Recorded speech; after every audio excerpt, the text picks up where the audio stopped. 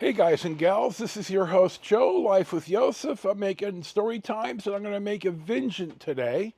At least one, we'll see. This first one is going to be a picture of a gal giving the finger. Now, I had this on a t shirt when I was in high school, and the science teacher, Mr. I want to say it's, I can't remember his name now. I thought Mr. Hughes was in junior high, but anyway, the science teacher just did not like me. One of the reasons, well, anyway, he didn't like the shirt, so I got sent to the principal for that. And but he also didn't like me because one day I decided I wasn't going to stand up for the Pledge of Allegiance. Why?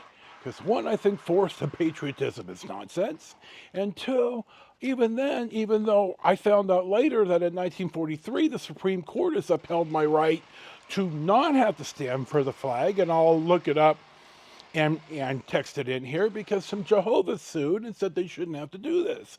This is 1943 in the middle of World War II, and the Supreme Court still upheld our right to not have to stand up for the flag or for the pledge. So the science teacher tells me, you just I didn't, argue, or I just sat there and said I don't have to. So he sends me down to the dean of boys, John Searle. Now he already knows who I am. So he gets onto this, I fought in World War II, patriotism, waving the flag. And I'm an asshole and I'm unmedicated. And, this is where the internet, I'd have had more evidence instead of just saying, I don't have to, you can't make me. I'd had something to go on. Anyway, he gets on the, patriotism, flag waving, mom, apple pie, Chevrolet, baseball. And I basically told him, I'm an atheist. Why are you forcing me to stand and say under God when I disavow all gods, including yours? And boy, I thought this guy was just going to come unglued. So I got told, you need to not disrupt class. I said, well, sitting there quietly is not disrupting, but I knew that my parents were not going to probably support me on this because, they're going to work by now. They've got bigger things to, worry about than their son doing this. Though, when you're that age, morality is awfully black and white, but I still think this one is black and white.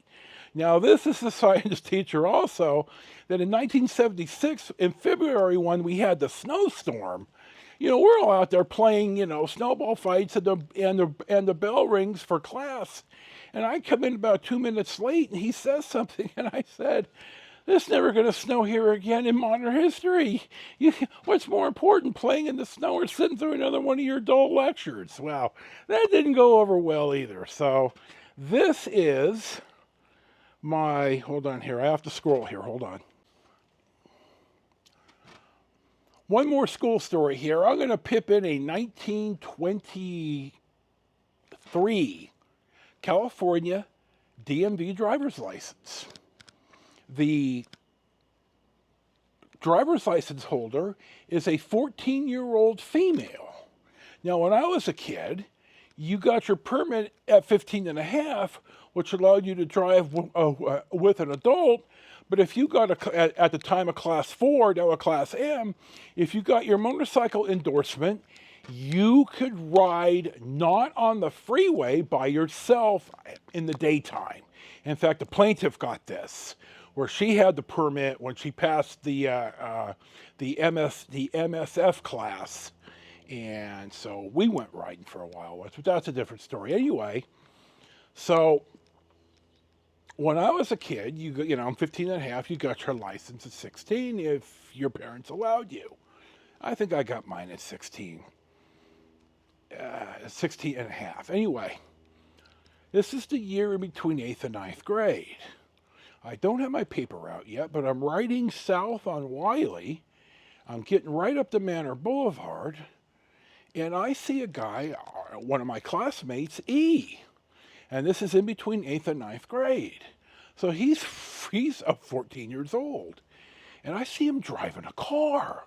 He's got 4, 5, 6 of his friends with him. And I'm watching, and he pulls up, stops at the stop sign. It was a two-way stop at the time. Now it's a four-way stop, and he turns right to head east on Manor towards Porky's and the Four Corners and such. And I'm looking at this, I'm thinking, oh, this can't be legal. Well, I don't say anything. Come on now, I'm not going to rat this guy out. So, high school starts, and I see him at school, and I say, hey, E, how are you able to legally drive?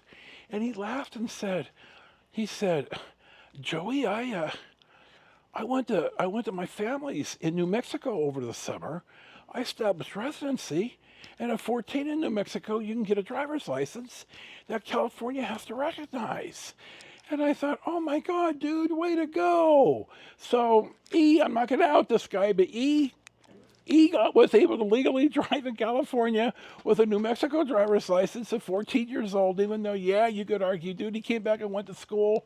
He's reestablished residency in California. That's true, but come on now. You got to like a guy with initiative.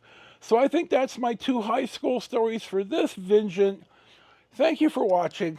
This is Joe, your host, Life with Josef, another story time. Enjoy your day.